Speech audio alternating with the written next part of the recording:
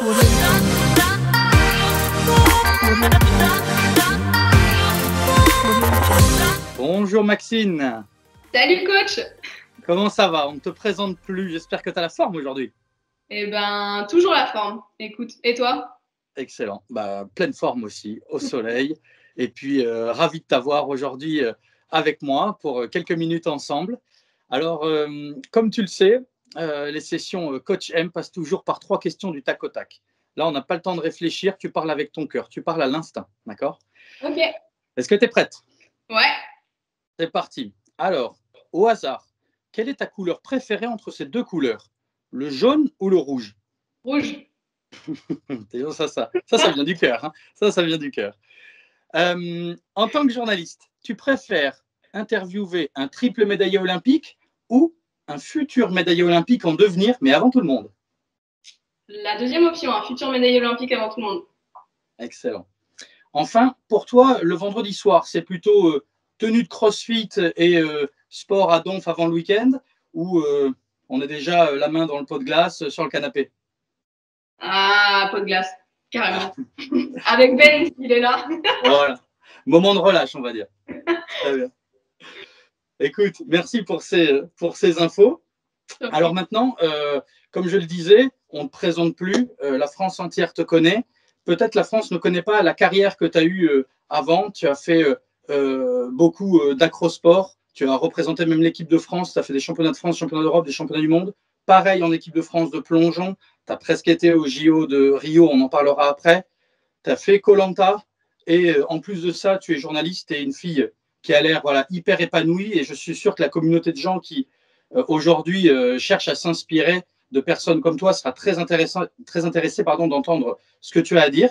Donc ma première question déjà, et là je parle de la partie sportive, c'est quoi ton plus grand souvenir en tant qu'athlète de haut niveau? Mon plus grand souvenir en tant qu'athlète de haut niveau, je dirais que c'est ma 5e place au championnat du monde, donc en gymnastique acrobatique à Wrocław, en Pologne. C'était en 2010. Parce qu'en fait, je pense que c'est à la fois mon pire souvenir et mon meilleur, dans le sens où, si tu veux, en fait, en gymnastique acrobatique, on a deux mouvements. Donc, un mouvement statique où c'est vraiment tout ce qui est plus équilibre, maintien, voilà. Et on a un mouvement dynamique où c'est vraiment que des saltos. Moi, on m'envoyait en l'air, j'étais la voltigeuse et tout. Et si tu veux, en fait, sur mon mouvement dynamique, on s'est complètement planté. J'ai fait une chute et ça aurait pu nous coûter notre place en finale.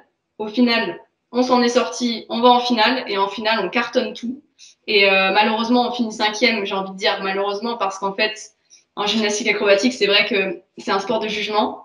Et on va pas se mentir, parfois, il y a quand même un petit peu de favoritisme, tu vois. À l'extérieur. Ouais. Voilà, donc je pense qu'on aurait pu finir 3e, mais bon, c'est une 5e place, mais c'est une très belle 5e place, et c'est aussi ma dernière compétition, en fait, que j'ai faite avant d'arrêter. Donc à la fois pire, mais à la fois meilleur souvenir, parce que c'était une compétition de ouf, et avec mes camarades, donc Sarah et Cristal, et juste un moment magique, et au final, c'est les dernières performances qu'on a faites ensemble, donc ça reste gravé dans ma mémoire, quoi.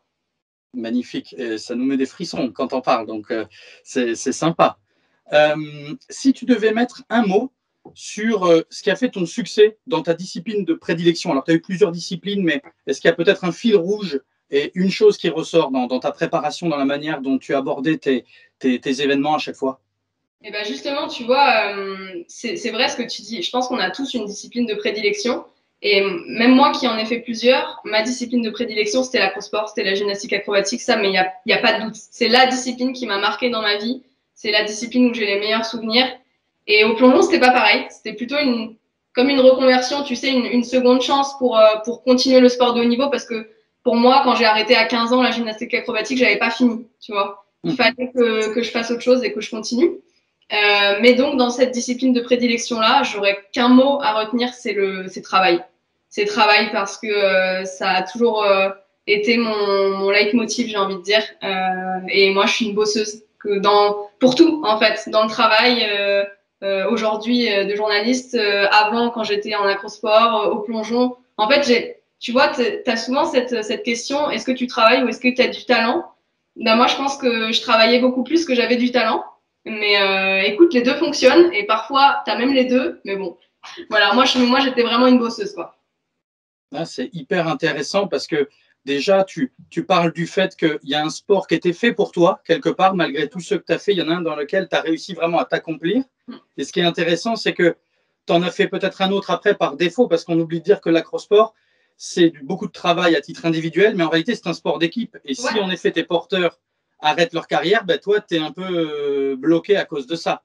Et ouais. ça m'emmène à la troisième question, qui est de dire, euh, tu es passé, je sais aussi, en 2016 par une période difficile, c'est-à-dire de l'acrosport au plongeon, et du plongeon peut-être aussi à un ras-le-bol du sport de haut niveau, à une fatigue mentale. Comment tu t'es relevé de ça? Parce qu'il y a des gens, parfois, ils sont en entreprise et ils sont aussi voilà, dans un environnement difficile, ils sont un peu au bout, tu sais ce qu'on appelle dans le monde de l'entreprise un burn-out quelque part. Est-ce que ça existe aux sportifs de niveau et comment tu t'es relevé surtout de quelque chose comme ça en 2016? Mais justement, c'est hyper intéressant ce que tu dis parce que c'est vrai que ce mot burn-out, il est très connu dans le milieu du travail et encore peu connu dans le monde du sport, même si tu vois, on entend de plus en plus de sportifs qui disent qu'ils font des burn-out. Moi, j'en ai fait un donc à 6 mois des Jeux de Rio 2016. Comme tu dis, en fait, un ras-le-bol, un trop-plein. Et je pense qu'il vient pas seulement, tu vois, c'est pas venu d'un coup comme ça. Je pense que c'est un problème qui était bien antérieur à tout ça. C'est que, bah voilà, j'ai commencé le sport de haut niveau à 9 ans. Quand même, 9 ans, c'est très jeune. C'est Donc, jeune, hein? de 9 ans à 15 ans, donc j'ai fait la gymnastique acrobatique. Ça a toujours été mon sport dans lequel j'étais le meilleur. Ça, je le sais. Ensuite, peut-être le plongeon par défaut. Je suis assez d'accord avec toi. Je pense que c'était vraiment un moyen pour moi de continuer ma carrière, d'être à l'INSEP, parce que l'INSEP, c'était génial. On était avec tous les sportifs. C'était préparation olympique. Et puis, il y avait les Jeux olympiques que j'avais pas en gymnastique acrobatique. Donc, j'avoue que c'est aussi pour ça que j'ai fait du plongeon. C'était pour faire les Jeux. Et voilà, après le plongeon, c'était un sport individuel. Moi, j'aimais beaucoup les sports collectifs aussi. Donc, voilà, je pense que c'est un tout qui a fait que la dernière année, en fait, je me suis pris pas mal de gamelles qui m'ont fait peur. Et en fait, après les derniers championnats d'Europe que j'ai fait, donc ça devait être fin 2015, j'ai pris une petite pause et je me suis dit, bon, bah, tu vois, quand je vais revenir, c'est bon, ça va aller mieux, j'aurai soufflé. Mais en fait, pas du tout. Je suis revenue à l'entraînement, j'avais envie de pleurer à chaque fois que j'allais à la piscine, même l'odeur, tu vois. En fait, le sport me dégoûtait. Et j'étais devenue plus malheureuse qu'heureuse. Et on dit toujours que quand même le sport de haut niveau, bon, c'est très dur, mais voilà, il faut être passionné. Et moi, en fait, cette passion-là, je l'avais plus du tout. Donc, c'était plus une contrainte pour moi qu'un kiff. Donc, je me suis dit, bah non, à quoi bon continuer si c'est pour pleurer tous les jours, avoir peur. Et puis, en plus, tu vois, le plongeon, c'est quand même un sport à risque, c'est un peu dangereux. Donc, quand tu commences à plus gérer ta peur, bah, ça peut devenir encore plus dangereux. Et je me suis dit, bon, stop. Et honnêtement, si je devais encore prendre cette décision aujourd'hui, mais je reprendrais mes 30 fois la même, quoi. Tu arrêterais pour vraiment faire une pause, penser à autre chose et te reconstruire déjà mentalement parce qu'il y a la peur, l'appréhension et puis retrouver goût aussi à ce que tu fais, redonner du sens à ce que tu fais. Bah, tu vois, en fait, quand j'ai arrêté, j'ai dit que je faisais une pause à mon entraîneur, je me souviens. Mais au final, je suis jamais revenue. Je suis jamais revenue et je pense que c'est vrai que j'ai oublié de répondre à ça, mais tu me demandais comment je m'étais relevée. Bah, en fait, j'ai eu la chance, tu vois, d'avoir mes études à côté de journalisme et en fait de côtoyer aussi ben, d'autres sportifs. Et tu vois, je pense que l'erreur que font les sportifs comme moi qui font des sports un petit peu amateurs, c'est de pas faire d'études à côté ou de rien avoir à côté parce qu'en fait, le jour où ça s'arrête, bah là, tu te retrouves mais sans rien. Et tu vois, l'INSEP, c'est une bulle. C'est une bulle géante dans laquelle on te nourrit. T'as pas de ménage à faire. Franchement, t'as rien à faire à part aller t'entraîner et aller en cours, tu vois. Et donc, quand tu sors de là sans rien, mais là, c'est la catastrophe. Et donc, moi, j'ai eu la chance d'avoir des études, enfin, d'être en pleine licence de journalisme. Donc, ça m'a beaucoup aidé, je pense. Et puis, j'avais aussi un environnement à l'extérieur, tu vois, ma famille, des amis, bah, en dehors de tout ça, qui m'ont beaucoup aidé à passer au-dessus. Mais voilà, après, franchement, ça reste forcément une mauvaise période, mais ça fait partie de moi et ça a forgé aussi mon caractère et la personne que je suis. Donc, Au final, ça fait un parcours cabossé, mais c'est aussi ce qui fait que c'est un beau parcours parce qu'il ouais, y a des choses dans lesquelles on trouve une plénitude et d'autres dans lesquelles on trouve une certaine limite et le résultat se trouve entre les deux. ouais. Et d'ailleurs, ça me fait penser une chose, mais tu parlais tout à l'heure de sport collectif, l'acrosport, alors peut-être le plongeon qui l'était un peu moins.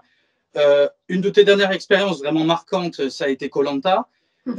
Toi qui as connu des expériences très fortes à titre individuel et à titre collectif, est-ce que tu as encore appris des choses sur toi et sur l'esprit de groupe d'ailleurs, peut-être sur le sport collectif quelque part aussi, surtout avec des inconnus, dans cette j'ai envie de dire, dans cette immersion, dans cette expérience récente? Qu'est-ce que tu as appris de nouveau? Bah, en fait, c'est marrant parce que, tu vois, je disais que je préférais les sports collectifs. Et en fait, dans koh tu l'as très bien dit, il y a deux périodes. Tu as la période où tu es par équipe. Donc, moi, j'étais l'équipe rouge. C'est peut-être pour ça que j'ai répondu à koh d'ailleurs. Ah Et, bah oui.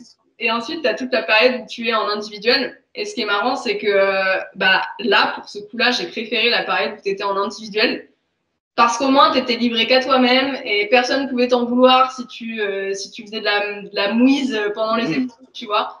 Donc j'ai préféré la version individuelle et ce que j'ai appris sur moi dans cette aventure, c'est à être beaucoup plus patiente, je pense, parce que c'est vrai que dans la vie, je suis pas très patiente, je fais toujours 30 000 choses, je réfléchis beaucoup, et je déconnecte pas souvent. Donc là, en fait, tu vois, de partir aussi loin toute seule, complètement à l'inconnu, bah, ça m'a permis de débrancher le cerveau, en fait, tout simplement.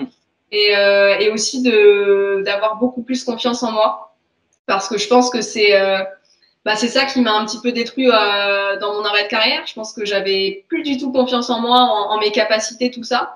Et ouais, koh ça m'a redonné un coup de boost et franchement, c'était une aventure extraordinaire. Je me suis faite une très très bonne amie qui s'appelle Laure. Donc voilà, franchement, de cette aventure, je retiens que des bonnes choses et ouais, personnellement, ça m'a apporté beaucoup et ça m'a permis de me calmer et d'avoir confiance et de me plaindre un peu moins, peut-être, tu vois. De ce qu'on a au quotidien, de ce dont on ne se rend plus trop compte. Ouais, c'est ça. Merci infiniment. On arrive quasiment à la fin de cette interview, mais je retiens quand même que voilà, tu as trouvé déjà de la beauté dans ta carrière, même en finissant par exemple cinquième et pas en étant sur le podium, mais la beauté de l'effort et de ce que vous avez réussi à faire en équipe, c'est quelque chose, parfois, on l'oublie, mais tout ne va pas qu'au vainqueur. On peut aussi parfois perdre avec beauté quelque part et avec honneur. Et dans l'idée, je pense que tu as su te réaliser là-dedans. Et de là à atteindre aussi une certaine perfection dans ce qu'on fait, parce qu'on est tous les jours à l'INSEP, entouré de sportifs de haut niveau, avec ce qui se fait de mieux en France, représenter la France, et jusqu'à en être, entre guillemets, dégoûté, comme tu disais, l'odeur même de la piscine à l'époque du plongeon, alors qu'il y a un rêve olympique derrière, c'est quand même quelque chose voilà, qui forge un caractère et que tu aies réussi à te lever, c'est bien. Il me semble que prochainement, tu cours pour une association. Alors, c'est souvent une partie que j'aime bien parce qu'il y a des gens qui nous écoutent et qui adorent soutenir des causes. Est-ce que tu soutiens une cause en particulier? Pourquoi tu vas courir prochainement? Eh ben, je vais courir pour le Wings for Life. Donc, en fait, c'est une course avec un principe assez drôle, si tu veux, c'est qu'il n'y a pas de ligne d'arrivée.